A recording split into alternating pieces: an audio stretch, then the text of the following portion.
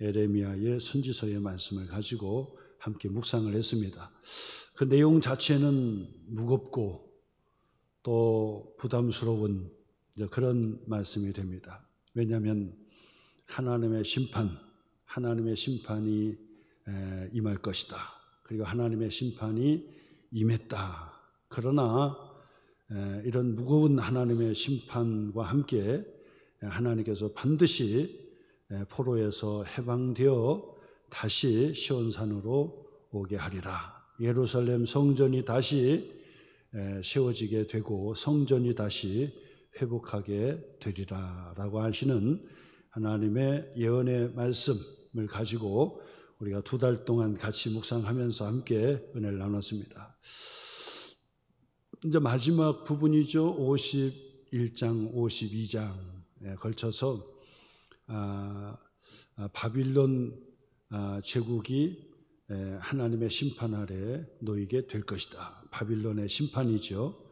자, 이 말씀은 그때 당시의 말씀도 바빌론의 심판을 예언했지만은 바로 오늘 이 시대에도 요한계시록의 말씀을 통해서 예수님께서 다시 오시면 세상의 마지막 때는 바빌론 제국이 무너지게 되는, 멸망을 받게 되고 심판을 받게 되는 것이다 라고 하시는 말씀으로 이어지는 거예요. 그래서 구약의 말씀이지만은 신약의 요한계시록의 그 말씀하고 연결이 되는 거죠. 그래서 바빌론의 그 제국이 바로 이 에레미야 시대 때 멸망을 받을 것이다. 예언의 말씀이 있었는데 바로 요한계시록의 그 말씀에서도 이 바빌론의 제국은 그 세상 나라를 의미하는 것이다. 그래서 세상 나라는 반드시 망한다. 그래서 요한계시록의 말씀을 통해서 우리가 도전받지요.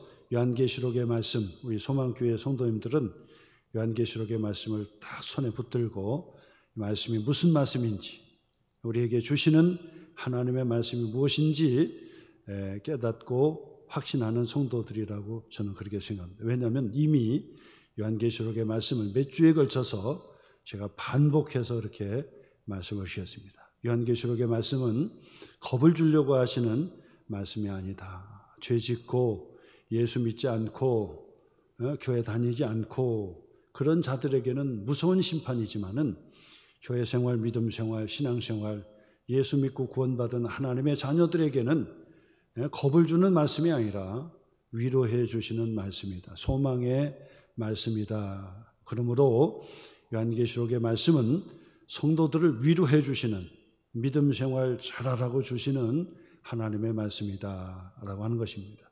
마찬가지로 에레미야 선지서의 말씀을 통해서도 이 바빌론이 무너질 테니 그곳에서 나오라, 그곳에서 나오라는 거예요.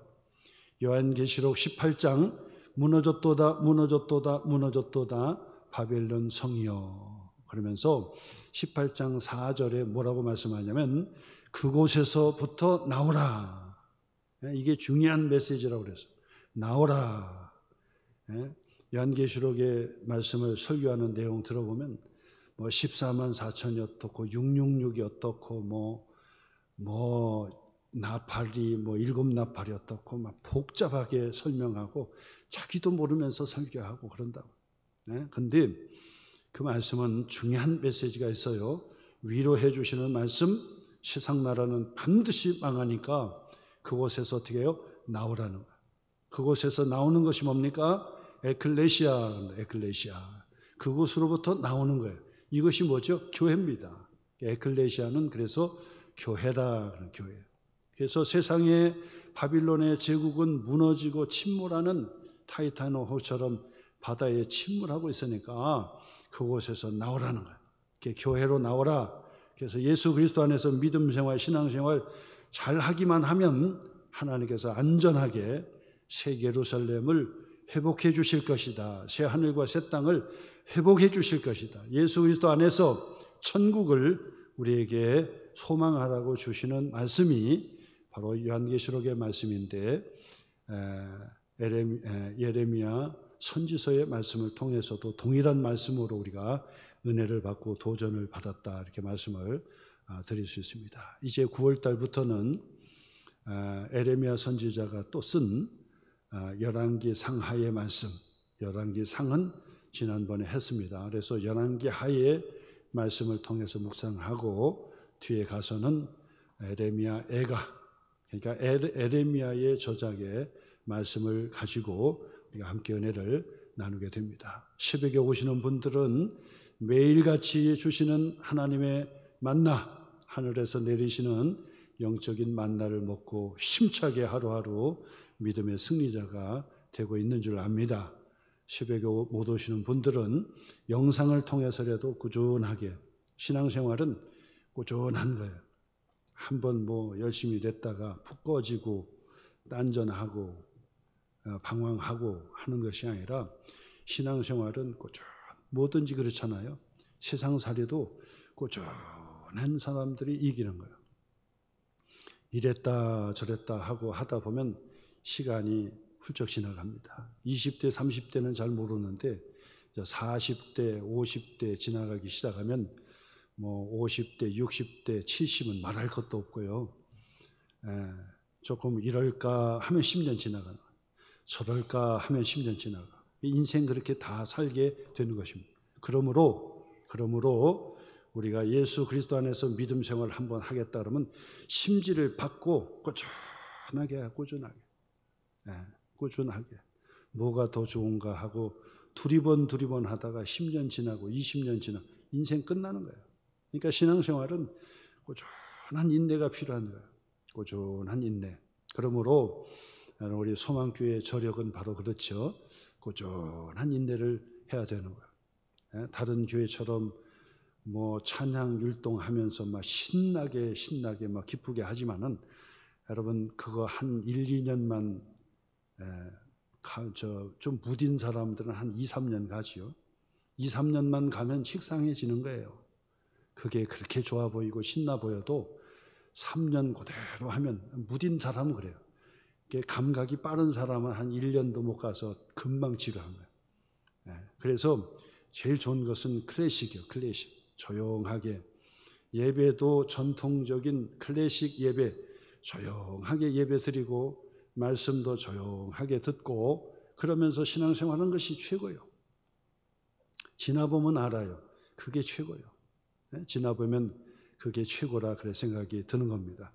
그냥 펄쩍펄쩍 뛰고 찬양하고 막 그냥 요란하게 드럼 치고 또 기타 치면서 별짓을 다 해도요.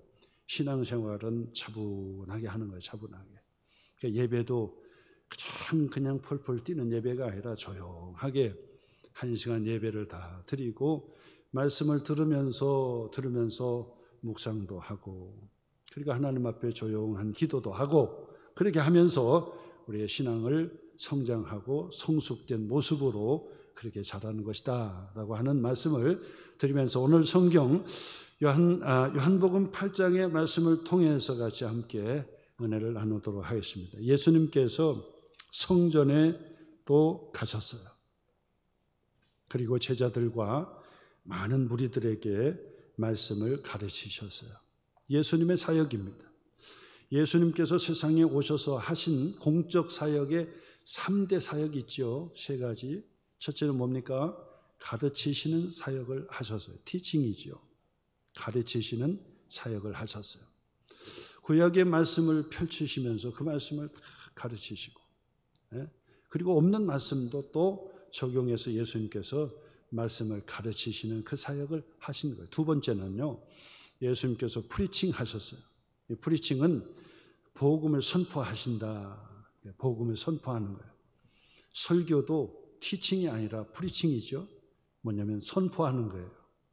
서로 주고받고 토론하면서 목사님 설득 이해가 됩니다. 안 됩니다. 이렇게 하는 것이 아니라 그냥 일방적으로 하나님의 말씀을 선포하는 거예요. 이거는 티칭이 아니라 프리칭을 하는 것이죠. 그래서 그 말씀을 받아들이는 사람은 하나님의 은혜 가운데 복을 받게 되는 것이고 그 말씀이 의심이 되고 받지 못하고 그 말씀을 자꾸 내팽개치는 사람은 하나님의 말씀의 열매를 맺지 못하게 되는 것입니다. 그러므로 예수님께서는 바로 이 3대 사역의 티칭도 하시고 가르치시는 사역도 하시고 프리칭도 하시고 선포하시는 사역도 하셨습니다. 마지막 세 번째로는 예수님께서 바로 하나님의 나라의 증거를 표적으로 이렇게 보여주시기 위해서, 표적으로 보여주시는 거예요. 하나님의 나라가 눈앞에 보였다, 하나님의 나라가 반드시 온다라고 하는 것을 표징으로 보여주기 위해서 뭐 했습니까? 기적과 이적과 바로 이 치유의 사역을 예수님께서 해주신 거예요. 그래서 예수님의 마지막 세 번째 사역은 힐링이라고 하는 거예요. 힐링. 그래서 고쳐주시는 사역을 하셨는데 죽은 자도 살려주시고 눈먼 자도 눈을 보게 해주시고 또 그리고 38년 동안 일어서 보지 못한 자도 자리를 들고 일어서 뛰면서 성전으로 들어가게도 해주시고, 이것은 모든 것은 이적 이상의 표적의 사건이었는데 하나님의 나라가 반드시 온다, 하나님의 나라는 반드시 하나님의 통치의 온전한 세상이 반드시 온다는 것을 표적으로 가르쳐 주신 사역이 바로 예수님의 힐링의 사역이었다라고 말씀을 드릴 수 있습니다. 그러므로 이적과 기적이 전부가 아니에요. 전부가 아니지요. 예수님 당시에 소경된 자를 눈을 뜰 수 있도록 기적을 베풀어 주셨지만은 모든 소경을 다 고쳐주시지 않았다 그 말. 병자를 고쳐주셨지만은 그 당시 동시대의 모든 사람의 병자를 다 고쳐주신 것이 아니에요. 믿음이 있는 사람들에게 하나님의 나라를 보라고 표적으로 보여주신, 바로 징조로 보여주신 사건이었다라고 말씀을 드릴 수 있습니다. 그래서 예수님은 힐링의 사역, 프리칭의 사역, 그리고 가르쳐 주시는 티칭의 사역을 해주셨는데 오늘도 성전에서 예수님께서 가르치시는 거예요. 성전에 앉으시사 제자들에게 가르치시고, 그리고 많은 무리들이 그 예수님께로 나오는 자들을 모아놓고 예수님께서 조곤조곤 하나님의 말씀을 가르쳐 주셨다라고 하는 것입니다. 이처럼 예수님의 이 가르치심, 하나님의 말씀을 듣고 제자들이 변화가 되어서 하나님의 사람, 믿음의 사람으로 바뀌어지는 거예요. 마찬가지입니다. 우리들도 예수 믿고 구원받아 예배를 드리고 하나님의 말씀을 배우고 교회 생활, 믿음 생활, 신앙 생활 하면서 자꾸 변하는 거예요. 어떻게 변합니까? 바로 예수님처럼 변하는 거예요. 예수님처럼 변하는 거예요. 그래서 신앙생활은 경건의 생활이라 하는데 그 경건은 뭐죠? 하나님처럼 되는 거예요. 예수 그리스도를 닮아가는 거예요. 닮아가는 거예요. 그래서 구원받은 하나님의 자녀들이 예배 드리고 신앙생활, 믿음생활 하면서 10년이 지나고 20년, 30년 평생 지났는데도 그냥 성질도 안 변하고 마음 씀씀이도 안 변하고 그냥 안 변하고 있으면 안 되는 거예요. 조금씩 바뀌어져야 되는 거예요. 성질도 바뀌어지고 마음 씀씀이도 달라지고 성품도 달라지고, 사람은 좀처럼 변하지 않는다가 그러는데 성령의 능력과 은혜로 예수 믿고 말씀을 배우면 자꾸 변화가 되는 거예요. 영국의 C.S. 루이스는 그리스도인이 누구냐? 그분은 그랬어요. 그리스도인은 바로 그리스도 예수의 가면을 쓰고 평생을 사는 사람이다. 예수님의 가면을 쓰고 평생을 산다는 거예요. 죄 때문에 이그러졌던 얼굴, 죄 때문에 이그러졌던 흉악한 그 얼굴에 그리스도의 편안한 얼굴을 쓰고 평생을 생활하다가 구원받아 천국에서 그리스도의 가면을 벗는 순간 죄로 이그러졌던 그 얼굴들이 바로 그리스도의 얼굴로 완전히 변화된 사람, 그 사람이 바로 그리스도인이다라고 이야기했습니다. 이처럼 구원받은 하나님의 자녀 그리스도인들은요, 자꾸 변해야 되는 거예요. 어떻게 변합니까? 예수님처럼 바뀌어져야 되는 거예요. 예수님처럼 닮아가는 거예요. 그래서 세상은 능력과 실력이 돈이고 명예고 권력이고 이거 모든 것이 경쟁력이고 실력이라고 하지만은 예수 믿고 구원받은 자들의 실력은 다른 게 아니에요. 예수님처럼 얼만큼 닮아가느냐, 이것이 실력. 교회 공동체 속에서도 마찬가지입니다. 교회 공동체 속에서도 세상에서 자랑하는 돈과 권력을 가지고 세상에서 자랑하듯이 그 실력과 능력을 교회에서 발휘하는 것이 아니에요. 교회는 그게 실력과 능력이라고 하지 않아요.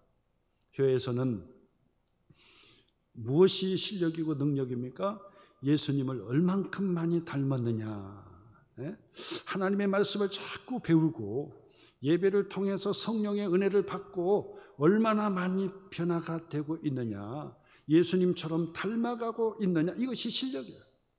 그것이 능력입니다. 예수님 많이 닮은 사람이 실력 있고 능력 있는 사람이에요.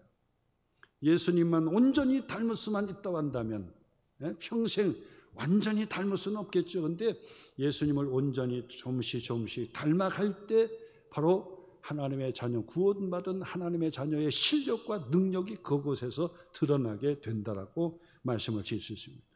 오늘 성경의 말씀을 통해서 그리스도인의 능력과 실력이 어디에 있는가, 예수님을 통해서 배우고 그리스도인 구원받은 하나님의 자녀들이 예수님을 본받아서 실력 있고 능력 있는 사람이 되어야 한다. 예수님을 본받는 그런 축복의 시간이 되었으면 좋겠습니다. 오늘 성경의 본문의 말씀을 통해서 그리스도의 능력과 실력이 무엇인가 세 가지로 제가 말씀을 드리려고 합니다. 그리스도를 닮는 세 가지. 첫째는 뭐냐? 남을 정죄하지 않는 것입니다. 남을 정죄하지 않는 것. 다른 사람을 정죄하지 않는 거예요. 정죄한다는 것이 무엇이죠? 죄를 판단한다는 얘기입니다. 저 사람은 이만큼 죄를 지었어. 이 사람은 이만큼 잘못했어. 이 사람이 잘못한 것, 이 사람이 죄를 진 것에 대해서 드러내놓고 판결을 하는 것이 정죄라고 얘기할 수 있습니다. 근데 그리스도인의 실력과 능력은 어디에 있느냐? 다른 사람을 정죄하지 않는 것에서 있는 것입니다. 그것을 보다 더 적극적으로 말씀을 드리면 다른 사람을 향하여 너그러운 마음을 갖는 것, 이것이 능력이다. 이것이 실력이다. 여러분, 교회 공동체에서 누구를 통해서 도전을 많이 받습니까? 세상처럼 돈이 있고 세상처럼 권력이 있어서 세상에 계급장을 붙여가지고 교회 와서도 계급장 딱 달고 목에다 힘을 주고 앉아있는 사람이 겁이 납니까? 그 사람이 능력 있는 사람으로 보입니까? 그렇지 않아요. 그렇지 않아요.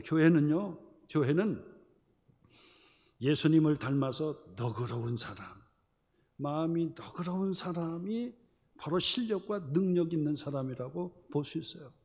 다른 사람을 향하여 정죄하지 않는 사람, 다른 사람을 향하여 판단하지 않는 사람인 것입니다.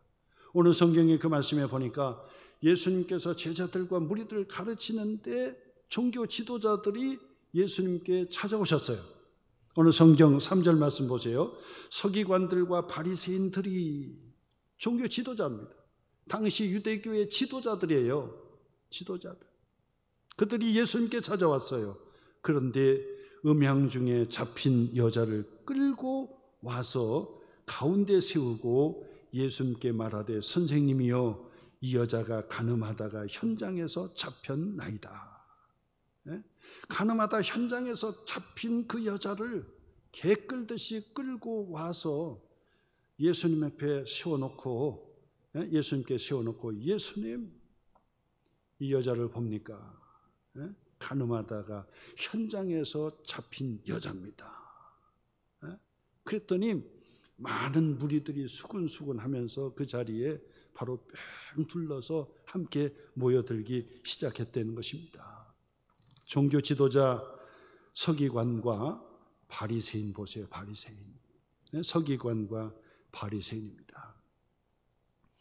음행하다 현장에 잡힌 그 여자를 고발하는 자였습니다. 그리고 그 여자를 정죄하는 자였다라고 말씀을 드릴 수 있습니다. 예수님께서는 바로 이 사건 마지막에 예수님께서 그 여자에게 묻습니다. 너를 고발하던 그들이 어디 갔느냐? 다 없어졌거든요. 응? 너를 고발하던 그들이 어디 있느냐? 그리고 너를 정죄한 자가 없느냐? 너를 정죄하던 자들이 다 어디 갔느냐? 라고 말씀하시니 그 여자가 주여 다 집으로 돌아갔나이다. 지금은 아무도 없습니다. 그러니까 예수님께서 그 여자에게 말씀합니다. 나도 너를 정죄하지 아니하는다. 나도 너를 정죄하지 않는다는 거예요. 그 이야기는 무엇을 얘기합니까? 예수님이 그 여자가 죄 없다고 얘기하는 것이 아닙니다. 현장에서 붙잡혔으니 죄가 분명히 드러난 것이지요. 죄가 있는데 죄 없다고 얘기하는 것이 아닙니다. 문제는 뭐냐면 그 여자를 정죄하지 않는다는 얘기죠. 나도 너를 정죄하지 아니하노니 가서 다시는 죄를 범하지 말라고 예수님께서 마지막 하시는 말씀을 봅니다. 예수님은 정죄하지 아니한다고 말씀하셨어요. 마찬가지입니다. 예수님의 제자들, 예수님을 본받는 사람들의 모습이 어떤 모습입니까? 예수님처럼 실력과 능력을 갖추는 것이지요. 예수님을 닮는 것이 무엇입니까? 예수님처럼 사는 것이에요. 어떻게 예수님처럼 삽니까? 다른 사람을 향하여 죄를 드러내고 고발하고 그리고 정죄하지 않는 것을 이야기합니다. 죄를 지적하는 것은 어려운 일이 아닙니다. 나만 빼고 죄를 정죄하라고 하면 누구든지 다 할 수가 있습니다. 나만 빼고 다 할 수 있습니다. 누구든지 다 죄를 지었기 때문에 다 끄집어내서 다 할 수 있습니다. 옛날에 우리 속담도 있잖아요. 먼지 그 옷을 털어서 먼지 안 날 사람이 없다고 얘기하잖아요. 다 먼지가 나요.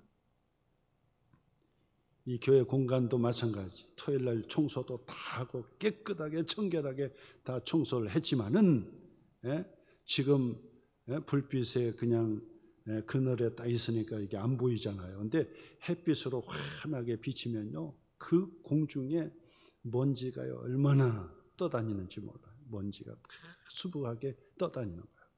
이처럼 털어서 먼지 안 날 사람이 없다 그러잖아요. 나만 빼고 정죄하라 그러면 못할 사람이 없어요. 그게 어려운 게 아니에요.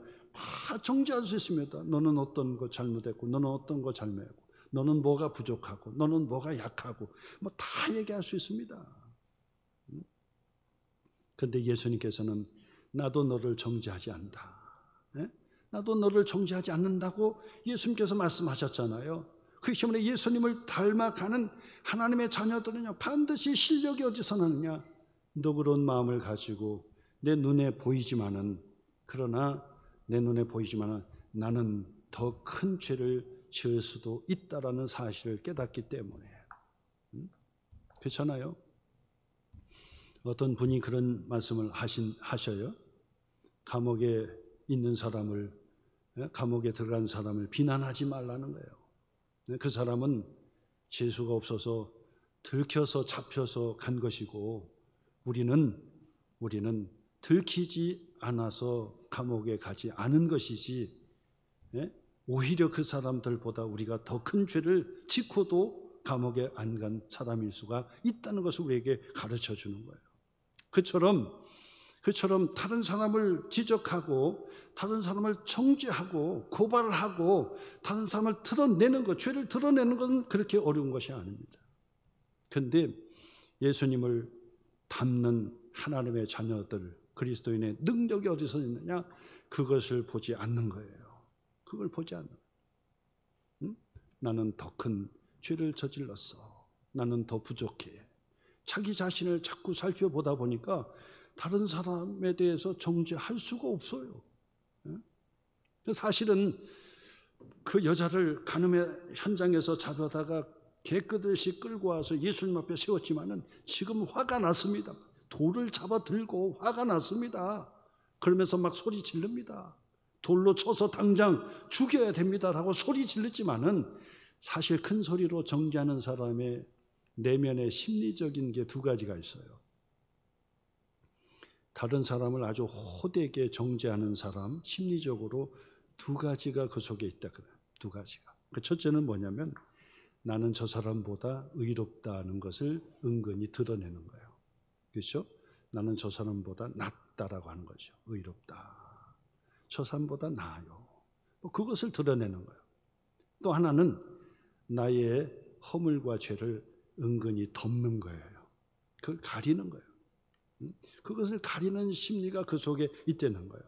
그렇기 때문에 자기 자신을 쳐다보면 다른 사람에 대해서 고발하거나 정죄할 수가 없다는 거예요. 그러므로 그리스도인의 구원받은 하나님의 자녀의 실력이 어디 있느냐? 마음이 넉넉하고 너그러워야 돼요. 마음이.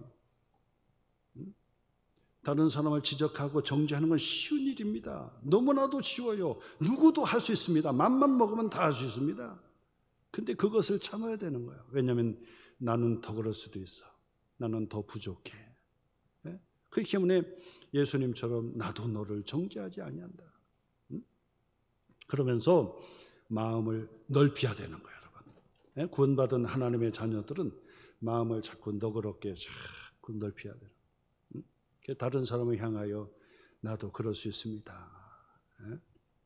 TV를 보면서 뉴스를 보면서 막 어떤 때는 막 화나가지고 저런 사람은 인간도 아니다. 막. 당장 죽여야 된다. 왜 살인제도가 폐지돼가지고 저걸 살려주냐고 막 소리를 지르다가도 가만히 생각해 보니까 나도 똑같은 사람인데, 나도 부족한 사람인데, 그렇잖아요? 내 마음을 가리고 있는 내 자신의 모습을 은근히 보게 된다 그 말입니다. 이처럼 바로 그리스도인의 실력과 능력이 어디서 나느냐? 너그러운 마음에서 드러나게 된다고 우리에게 말씀을 할 수가 있습니다. 예수님께서 산상수훈의 말씀에서 마태복음 7장 1절로 12절 말씀입니다. 비판을 받지 아니하려거든 비판하지 마라. 2절 말씀. 너희가 비판하는 그 비판으로 너희가 비판을 받을 것이요 너희가 헤아리는 그 헤아림으로 너희가 헤아림을 받을 것이니라. 제가 신앙생활을 하면서 늘 머릿속에 늘 잠재해 있는 것 중에 본문이 바로 이 본문, 2절의 본문. 너희가 헤아리는 그 헤아림으로 너희가 헤아림을 받을 것이라. 예수님의 말씀. 이게 무슨 말씀입니까? 내가 다른 사람을 재는 잣대를 가지고 내가 그대로 내가 너를 재줄게. 이런 말씀이에요. 네가 다른 사람을 판단하는 잣대를 가지고 내가 너를 그대로 재줄게. 그런 말씀이거든요. 그러니까 사실은 이 말씀을 듣는 순간 겁이 나는 거예요. 야, 내가 다른 사람을 깐깐하게 지금 대하고 있는데 그 깐깐한 죄를 그 잣대를 가지고 나를 대하면 내가 살 수가 없어요. 살 수가 없어요. 자, 그러면서 너무나도 부담스러운 말씀이에요. 야, 그러면 내가 어떻게 살아야 되지? 내가 어떻게 살아야 정말 하나님의 긍휼을 입고 하나님의 사랑을 받을 수 있지? 라고 생각하니까 그래, 내가 하나님께 그 이 긍휼을 입을 만큼 내가 다른 사람에게 넉넉하게 대해줘야 되겠다. 넉넉한 마음에 넉넉한 마음으로 자꾸 채주는 거예요. 나도 그럴 수 있습니다. 나는 더 부족합니다. 나는 더 연약합니다. 나는 들키지 않아서 그렇지. 들키기만 하면 나도 더 큰 죄를 지은 사람입니다. 마음이 넉넉해야 돼요. 그것이 바로 하나님께 긍휼과 사랑을 입는 비결이라고 우리에게 가르쳐 줍니다. 두 번째 실력입니다. 두 번째 그리스도인의 실력과 능력은 어디에 있느냐? 교만하지 않는 데 있습니다. 이걸 보다 적극적으로 말씀을 드리면 온유하고 겸손한 마음을 갖는 거예요.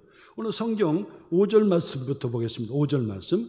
모세는 서기관과 바리새인들의 그 말이죠. 모세는 율법에 이러한 여자를 돌로 치라 명하였거니와 선생은 어떻게 말하겠나이까? 그들이 이렇게 말하면 고발할 조건을 얻고자 하여 예수를 시험함이러라.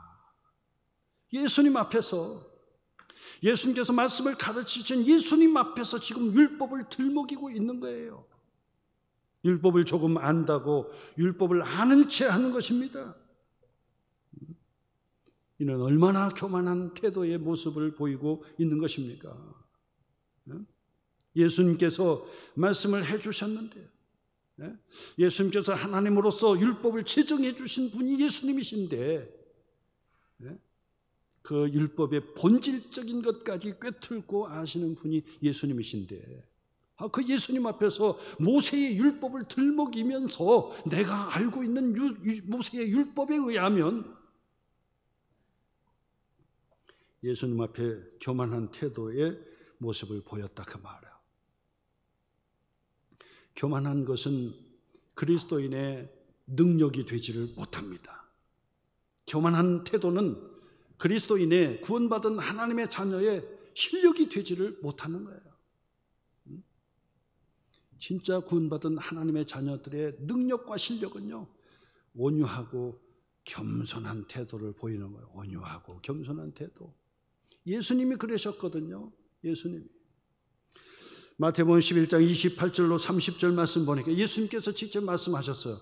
수고하고 무거운 짐진 자들아 다 내게로 오라. 내가 너희를 쉬게 하리라.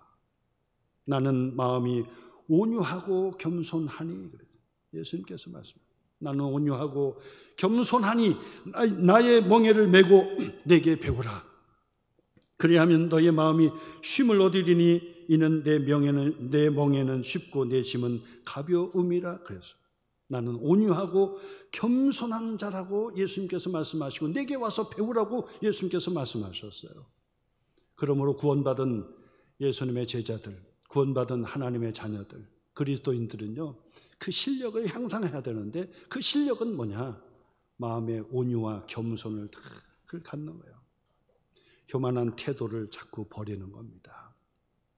바리새인들과 바로 이 서기관들은 가늠하다 현장에 잡힌 그 여자를 개 끌듯이 끌고 예수님께 대령하면서 많은 사람들 앞에서 고발합니다. 많은 사람들 앞에서 정죄하기 시작합니다. 배운 사람이, 모세의 율법을 아는 채 하는 사람이, 모세의 율법을 아는 채 하는 사람들이요, 그 지도자들이 예수님 앞에서 겸손하지 못한 태도로 모세의 율법을 운운하면서 예수님께 질문한 것이죠. 그것은 질문이 아니라 예수님을 시험하는 태도입니다. 예수님을 시험하려고 하는 것입니다. 예수님을 올무에 걸려 넘어지게 하려고 하는 의도가 있는 악한 의도를 가지고 예수님께 나온 거예요. 율법을 아는 채 하는 것입니다. 무엇을 많이 아는 것처럼 하는 것입니다.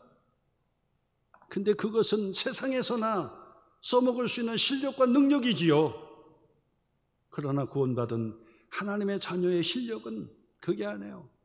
겸손한 태도입니다. 교만하지 않는 겸손한 태도입니다.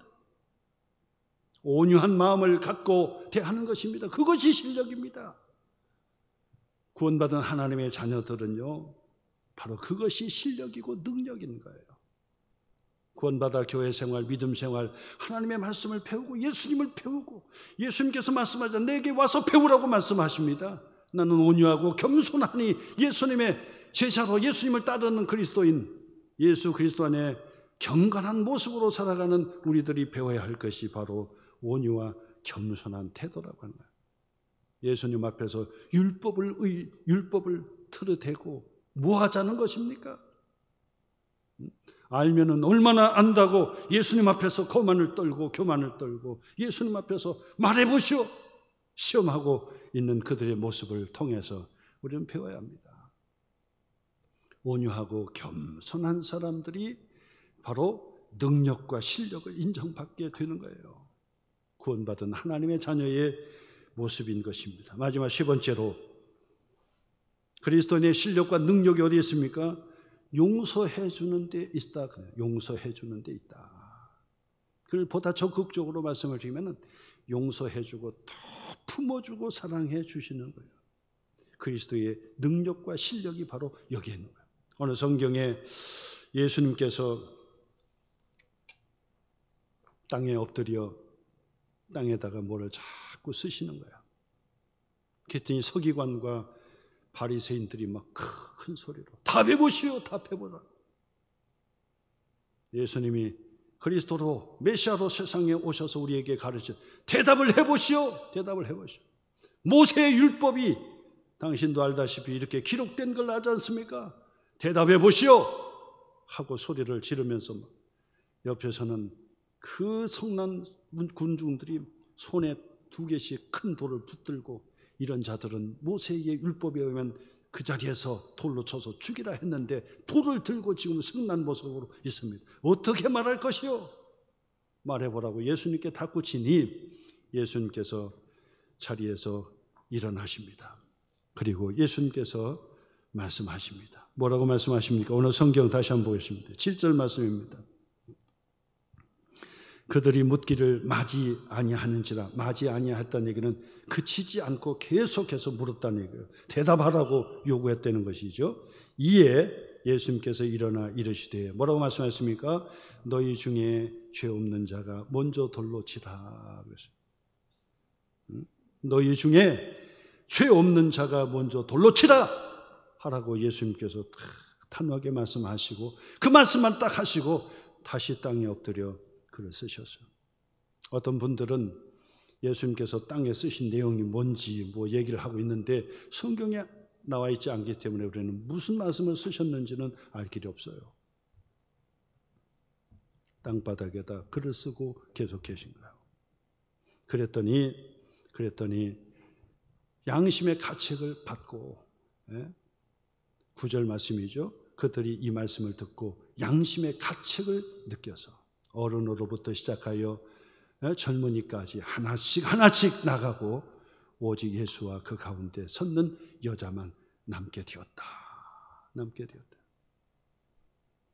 예수님께서 일어나 그 여자에게 말씀합니다. 너를 고발하던 자들이 어디 있느냐? 너를 정죄하던 이들이 어디 있느냐? 예수님 다 갔어요. 지금 없습니다. 그러니까 예수님께서 말씀하십니다. 나도 너를 정죄하지 아니하노니 가서 다시는 죄를 범하지 말라고 말씀하시면서 예수님께서 그 여자를 용서해 주셨다는 사건이 오늘 성경의 말씀입니다. 그리스도인의 능력은요, 다른 사람의 죄를 덮어주고 용서해 줄 수 있는 능력이요, 쉽지가 않아요. 구원받은 하나님의 자녀들이 실력을 갖춰야 되는데 그 실력이 어디서 나오느냐? 다른 사람의 죄를 정죄하지 않고 지적하지 않고 그리고 그를 위해서 불쌍히 여기며 기도해 줄 줄 알고 용서해 주고 더 나아가서 적극적으로 품어주는 거예요. 적극적으로 품어주고 사랑해 줄 수 있는 사람, 이 사람이 구원받은 하나님의 자녀의 실력이요, 능력 있는 사람이 바로 그 사람이라는 거예요. 오늘 여러분, 예수 그리스도 안에서 구원받은 하나님의 자녀들이 실력이 있어야 돼요. 세상의 실력을 가지고 교회 공동체 속에서 그 실력을 발휘하고 세상의 능력을 가지고 계급장 달고 지금 교회에서 앉아있는 것이 아닙니다.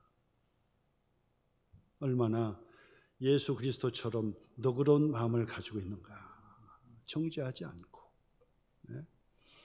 그리고 자기가 아는 것을 드러내지 않고 온유와 겸손한 태도의 모습으로 늘 섬기는 자세를 가지고 있는가. 그리고 다른 사람의 부족한 것들을 그냥 넉넉하게 용서해주고 오히려 더 손을 잡아주고 더 품어줄 수 있는 사람, 그것이 실력이에요. 그것이 진짜 실력이에요. 예수님 닮아가는 사람 진짜 실력이고 그 사람이 능력이다. 우리 하나님께서 그들에게 은혜의 복을 더하여 주시는 줄 믿으시기를 주님의 이름으로 축원합니다.